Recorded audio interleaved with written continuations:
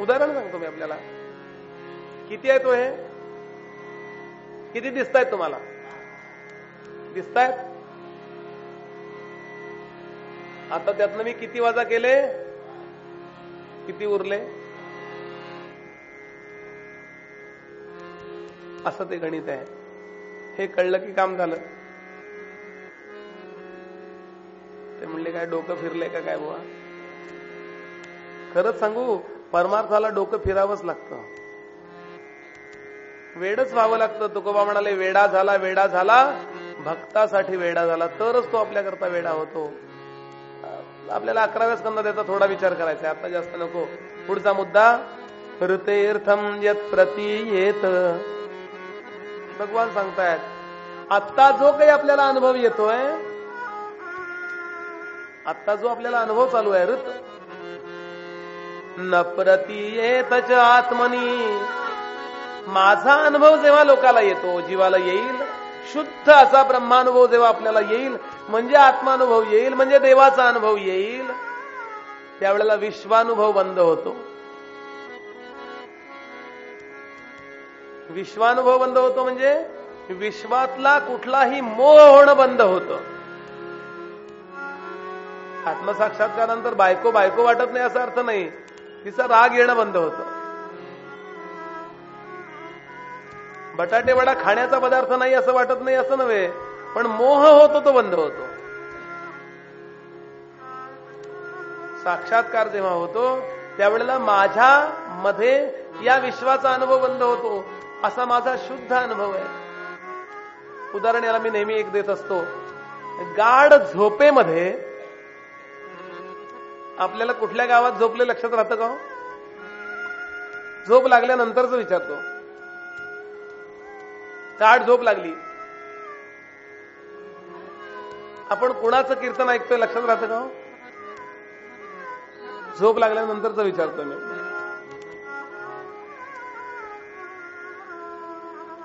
ज्याप्रमाणे गाढ झोपेत आपल्याला बाहेरचा कुठल्या गावात आहे कळत नाही, कुठल्या खोलीत झोपलोय कळत नाही, कुठं पाय केलेत कळत नाही, जाग आल्यावर कुठं जाऊ, इकडं दार आहे का इकडं दार आहे,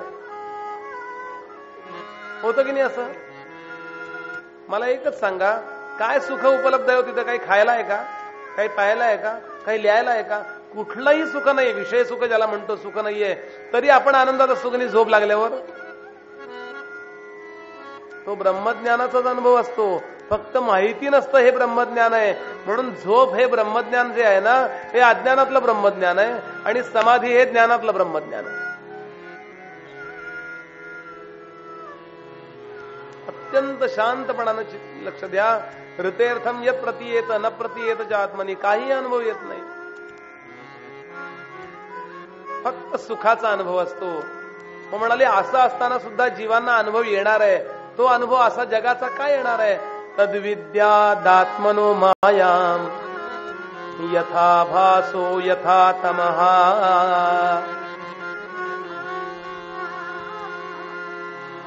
ही ब्रह्मदेवा फक्त माझी माया असेल, ती माया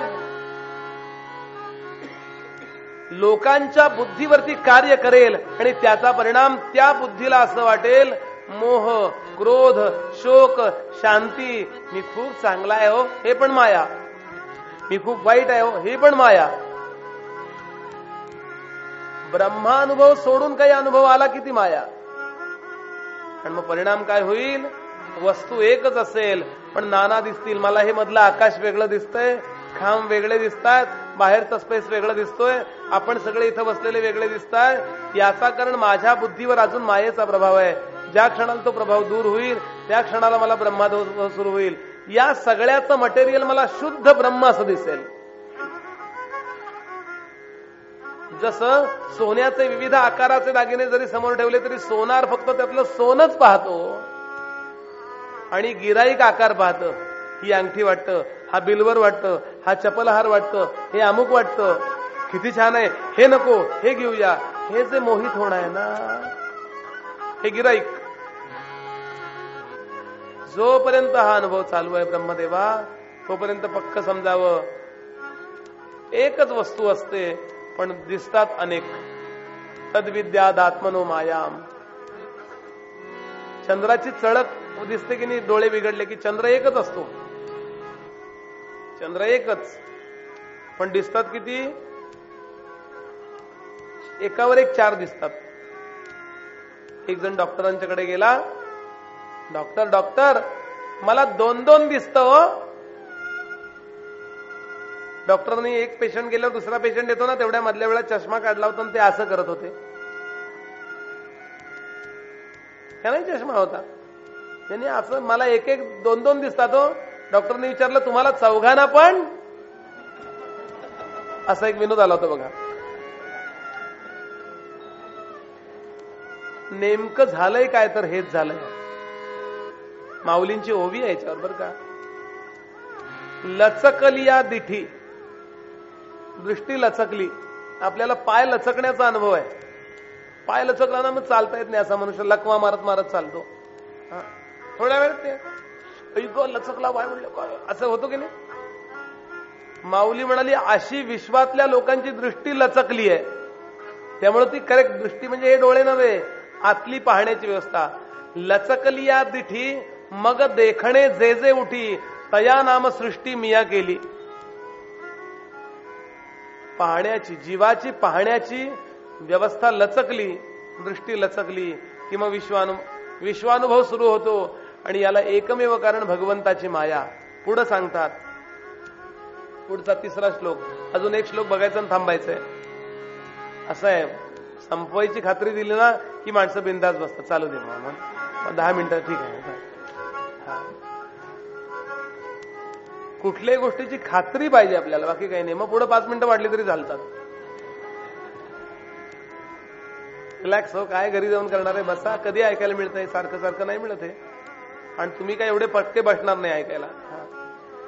म्हणजे जे बसणारे असतील त्यांना वंदन आहे माझं, पण रोज रोज होणारे विषय नाही आहेत.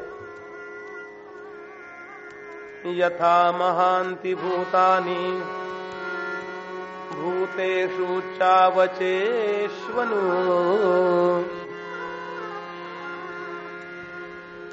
ब्रह्मदेवा, आता तू पंचमहाभूत निर्माण करणार आहेस ना, तर सुरुवातीला तू तन्मात्रा निर्माण करशील, फक्त तेवढंच. पण नंतर त्याचं मिक्सिंग करशील. त्याला पंचीकरण हा शब्द वापरलाय समर्थाने. पंचीकरण म्हणजे काय? आकाशामध्ये वायू आहे आणि वायूमध्ये आकाश आहे. अग्नी वायूमध्ये आहे आणि वायू अग्नीमध्ये आहे. एच म्हणजे काय हो? हायड्रोजन. हायड्रोजन जळतो की नाही हो? आणि ऑक्सिजन जाळतो, बरोबर की नाही? आणि दोन्ही एकत्र केलं तर पाणी झाल्यावर ते अग्नी विझवतं, होय की नाही? होय काय? बरोबर आहे की नाही? विचित्र पद्धतीने याचं मिश्रण झालंय. आकाश नावाचं वायूत आहे, वायू आकाशात आहे. यथा महांती भूतानी भूतेषु चावचेष्वनु. माझंही तसंच आहे. मी या सगळ्यांच्यात आहे. प्रविष्टान्य प्रविष्टानी तथा तेषु न तेषु अहम.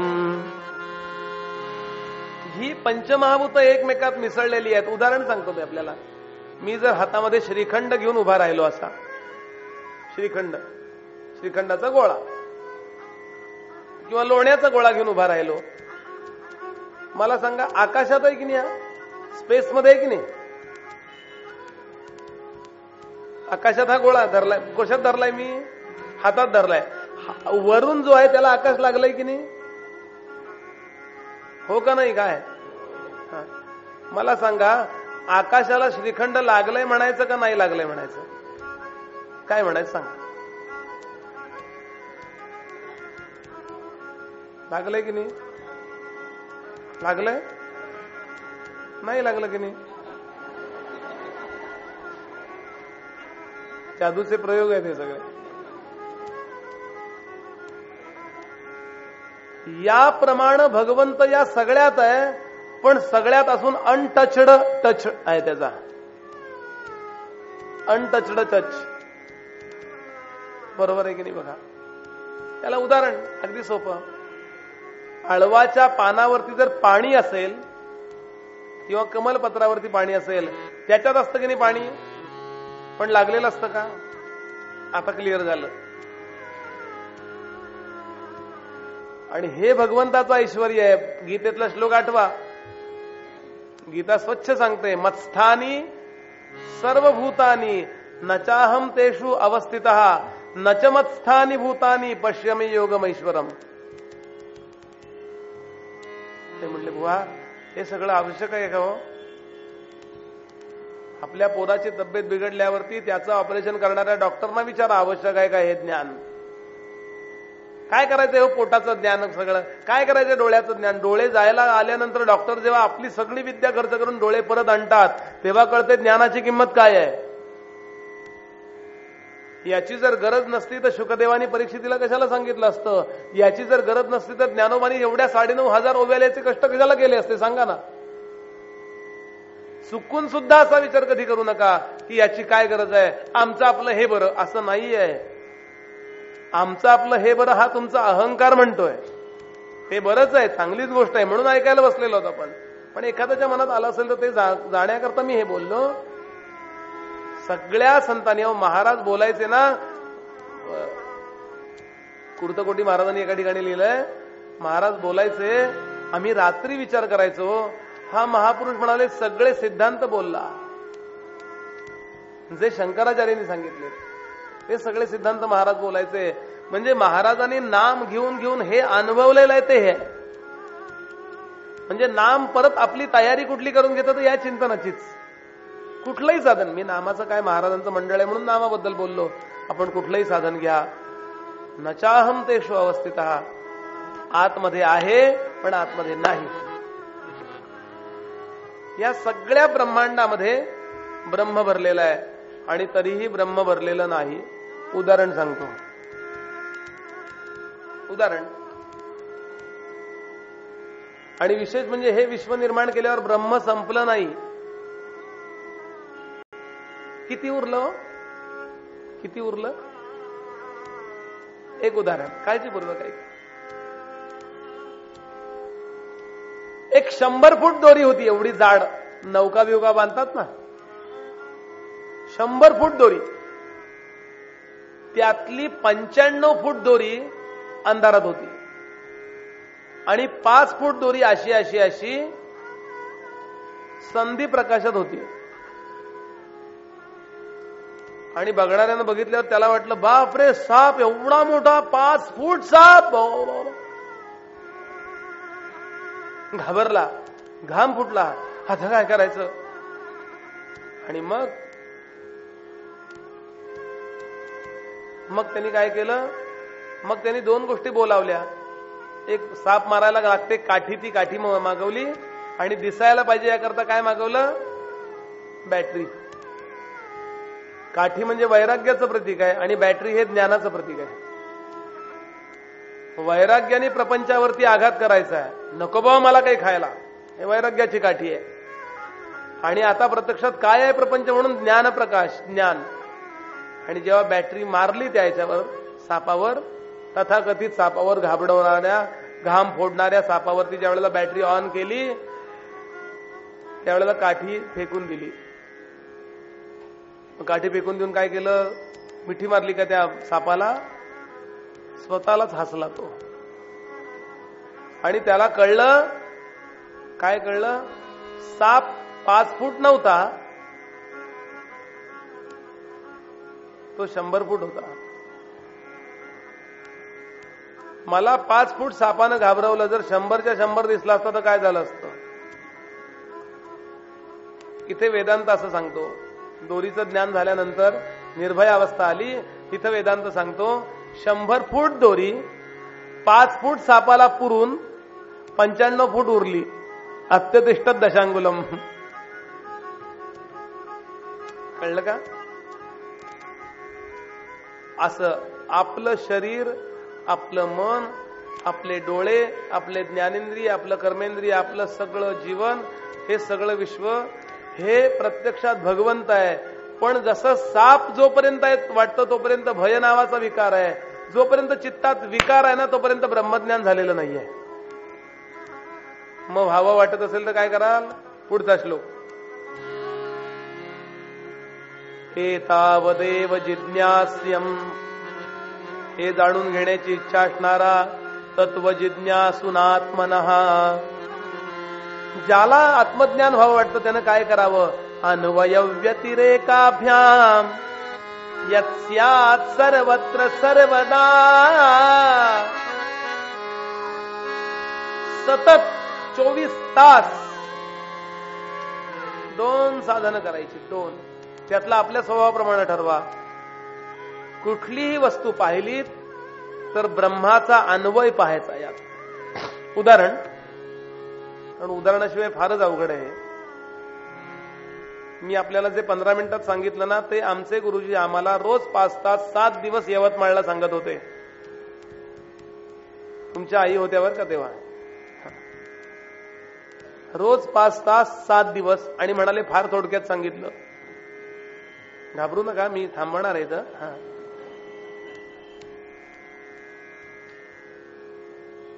एखादा माठ आहे ना, माठ म्हणजे काय? डेरा.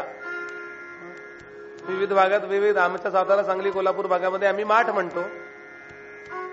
आमच्या सासूरवाडीला ते डेरा म्हणतात, डेरा म्हणतात, काही म्हणलं चालतं.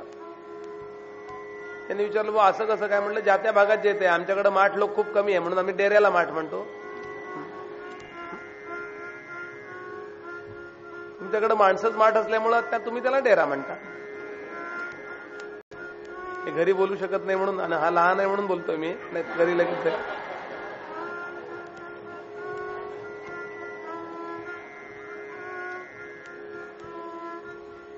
आता मला तुम्ही सांगा, त्या माठामध्ये माती सोडून काही आहे का? फक्त माती, माती आणि माती. तुम्ही तुम्ही म्हणा डेऱ्याला मी हात लावला, डेऱ्याला तुम्ही हात लावतच नाही, तुम्ही मातीलाच हात लावता. म्हणजे हा डेरा मातीचा आहे, या तुम्ही डेऱ्याच्या आकारामध्ये मातीचा अन्वय पाहता. फोडला, समजा फोडला, सुरा केला, त्याचा बारीक वस्त्रगाळ केला आणि असा ढीक करून ठेवला, आणि ज्याला माहिती नाही की हे फोडून ठेवलाय, तो आला, तो म्हणतो कोणी इथं माती टाकली आहे. त्याला काय माहित नाही बरं का, हे डेऱ्याचं केलंय माहित नसेल तर तो काय म्हणणार आहे? त्याला आधीच काहीच माहित नाहीये. याप्रमाणे हे जर विश्व तोडलं, विश्व कशाला तोडायचं? सिमेंटचं काम घ्या, न तोडता. काय याच्यात उदाहरण सांगतो मी त्याला परत, त्यातलं उपउदाहरण. एक बाई निघाली, मोलकरीण, तिला काम पाहिजे होतं. कामवाली बाई, तिनं सकाळ पुढारी कशात तरी जाहिरात पाहिली की आम्हाला म्हणाले नोकरी पाहिजे, दुपारी 2 पर्यंत कामं आटोपली, सकाळी 6ला निघालेली, अजून एखादं काम पाहिजे होतं, घरी पैसे कमी पडत होते, मुलांची शिक्षण चालली आहेत म्हणून बिचारी निघाली, आणि जाहिरात बघत तो पत्ता पेपरमध्ये कापलेला घेऊन ती चालली कुणाकडे? त्या बाईकडे ज्यांना मोलकरीण पाहिजे होती. मोलकरीण पाहिजे अशी जाहिरात आली होती. आता पुणे मुंबईच्या त्या चाळी वगैरे सरळ जिने, ते लाकडी जिने जुने असायचे, आणि साधारण त्या गल्लीत त्या मोहल्ल्यात आली, आणि आता वरती चालली जिकडे जायचंय. नेमकी ती जाहिरात दिलेली बाई टीव्ही बघत बघत स्वेटर विणत होती. नवीनच शिकली होती स्वेटर विणायला, नवऱ्याला स्वेटर. तसे ते वैज्ञानिक लोक असतात ना, ते कुठलाही नवीन प्रयोग काय असेल ना तर उंदरावर करतात. तसं बायका काही नवीन शिकून आल्या की तो प्रयोग नवऱ्यावर करतात. तो बिचारा काही बोलतच नाही. जरा हसत हसत सांगतो, म्हणजे जरा एक 5 मिनिटं अजून आहेत बरं का, हे सांगतो फिक्स. आणि तो ते गंमत करतोय बरं, रागवू नका. तुम्ही म्हणाल बुवा हे काय, असं काय गंमत, हसून घ्या. आणि ती असं करत होती. 2 ते बिंडे गुंडे काय म्हणतात बघा, लोकरीचे कोचवर, आणि ती टीव्ही बघत होती.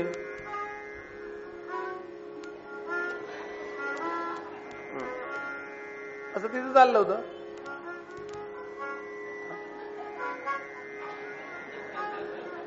असं एक मांजराचं पिल्लू तिथं खेळत होतं. मांजर असतं ना, मांजराचं पिल्लू. मांजराला असं काही पाहिलं ना हालचाल, मांजर कुत्र याला काही गती दिसली ना की त्याला सहन नाही होत बघा. आमचे गुरुजी गमतीने परवा म्हणाले, ते म्हणले मांजरा कुत्र्याला गती आणि माणसाला प्रगती सहनच होत नाही.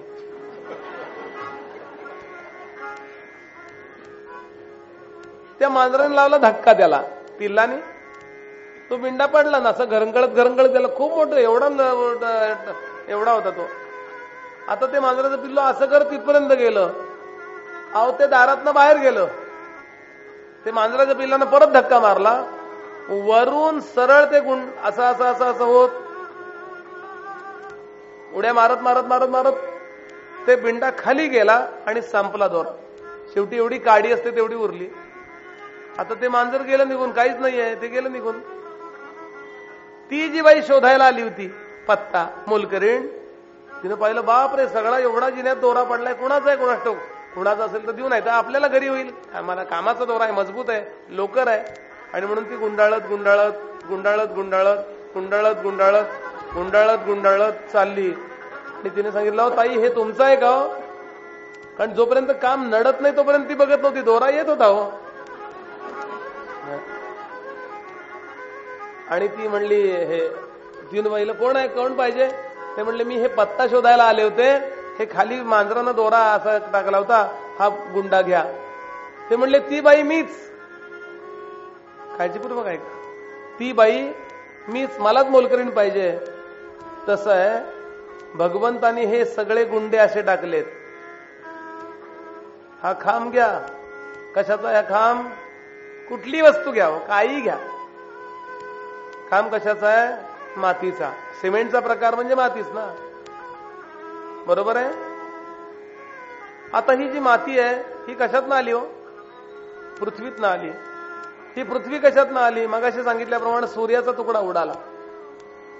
म्हणजे केव्हा तरी अशी स्थिती होती, असं पाठीमागं जा, समजा हा खांब जरा बारीक बारीक बारीक बारीक बारीक बारीक केला, पृथ्वी बारीक केली, पूर्ण पृथ्वी समजा, एक खांब नाही, पृथ्वी पूर्ण बारीक केली आणि इतकी बारीक पेस्ट केली त्याची, आणि चमचाभर माती बॅरलभर पाण्यात, कारण पाणी खूप आहे, पृथ्वीच्या तुलनेत पाणी खूप आहे, बॅरलभर पाण्यामध्ये चमचाभर माती टाकली, अगदी बारीक, त्यात खडा नको अशी टाकून दिली, तर ती माती दिसेल का हो? आता समजा या मंदिर आहे, याच्या दुप्पट तिप्पट असा अग्नी केला तर बॅरलभर पाण्याची वाफ व्हायला किती वेळ लागेल हो? आता डोंगरा एवढा वारा आला तर एवढा अग्नी विझायला किती वेळ लागेल हो? आणि आकाशाच्या तुलनेत डोंगर केवढा आहे? उदबत्तीचा धूर जसा आकाशामध्ये विरून जातो तसा वायू विरून गेला. कल्पना करा, याप्रमाणे पंचमहाभूतांचा अन्वय बघावा किंवा व्यतिरिक बघावा, हे सगळं तोडलं फोडलं तर नाहीस होईल. ही लय प्रक्रिया आहे. आणि पुढचा मुद्दा असा, मातीमध्ये डेरा तयार झाला, मातीतून डेरा तयार झाला, हे फोडल्याशिवाय लक्षात येऊ शकतं की नाही? तसं माझं शरीर, माझे सगळे नातेवाईक, हे सगळं विश्व, हे असंच असताना सुद्धा आपल्याला कळू शकतं की या सगळ्याच मूलद्रव्य ब्रह्मतत्व आहे. मला ते कळत नाहीये याचं कारण कळण्याची माझी आता योग्यता नाहीये. मला जरी कळलं नाही तरी ज्ञानोबा तुकोबा सांगतात त्या अर्थी हे खरं असलं पाहिजे. बस यथाकाली मला कळेल, आणि म्हणून प्रार्थना करायची की महाराज आम्हाला योग्य वेळेला हे कळू दे आणि आम्हाला मुक्तीचा लाभ होऊ देत. प्रार्थना करा, 100% मुक्तीचा लाभ होईल. एतावदेव जिज्ञास्यम तत्व जिज्ञासनात्मनः अन्वय व्यतिरेकाभ्याम यत्स्यात् सर्व. इथं भागवत पूर्ण झालं. पुढचं एतन्मतम समातिष्ठ मध्यमात भैरवी.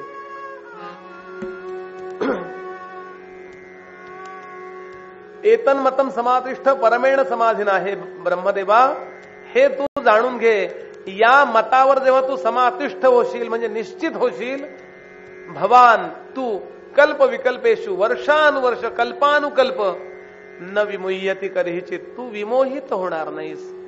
आणि असं आहे, ज्यानं विश्व निर्माण करायचे त्यांना मोह होऊन उपयोग नाही. वडिलांनी मुलीला जन्म दिला, त्या मुलीबद्दल जर वडिलांना ही माझी पत्नी असावी वाटलं तर अर्थ आहे का त्याला? काही कळलं का? तिच्याबद्दल मोह वाटता कामा नये, तर ते वडील. त्याप्रमाणे ब्रह्मदेवानी विश्व निर्माण करायचंय, तोच मोहित झाला तर त्याचं आडनाव मोहिते पडेल की नाही?